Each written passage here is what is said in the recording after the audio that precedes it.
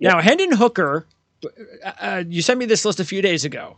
Has that changed after the game on yesterday's game? Because we just talked about it with Levis.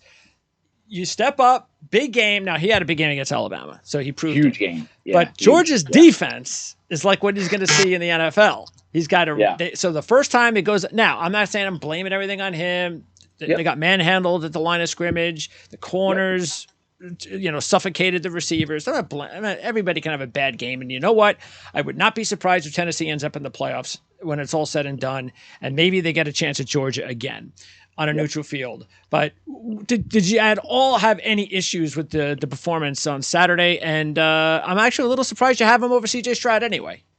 So my rule with quarterbacks is to never use one game and move them based off that. So that's just a personal rule. Absolutely, it should be. I have no problem that if anyone wants to say, hey, because of Hooker's game against Tennessee, I'm going to move him down, especially in a really tight race. Like right now, Hooker and Stroud are, on my overall top 96. So this whole thing starts off with a couple thousand guys, right? They're right next to each other on the entire big board. Like they're that close to each other.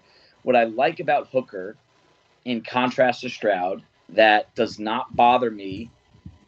That does not bother me from yesterday's game against Georgia, this weekend's loss, was the toughness and the ability to bounce back. Now we're going to see how he bounces back. That's going to be a big part of the evaluation process after that game. I'm not sure how many quarterbacks would go to Athens yesterday and win that game. The home field advantage in college football is huge, and it probably gets overlooked by a lot of people. Going there and winning is nearly an impossible task as a road quarterback. Do I wish he played better to warrant this spot on the quarterback stack? Absolutely. But I look at his game against Georgia last year. He got the crap beat out of him against one of the best defenses I've ever seen, the last year's version of the Georgia defense. And he comes back and finished the year really strong. And I want to see him do that again. He's a good player. Yes. He's a great player. Yeah. And he's got 61 touchdowns, and he's thrown just 5 interceptions since taking over the job week 2 of last year, right? In the SEC. He's going to be a 25-year-old rookie. And I do think that can cause some hesitation for some. I don't think it's as important at the quarterback position as it could be at other spots because of how much the quarterback position comes down to what goes on in between the ears, right? But also, it's the most protected position in sports. Like at some point, if you get one, flag football, you take it. Guys. You can't even touch them. So, I like one of Hooker's top traits is the toughness. I think he stands in the pocket as well as anyone. He'll stare down the barrel of a gun. If it gives him his receiver another half second to get open.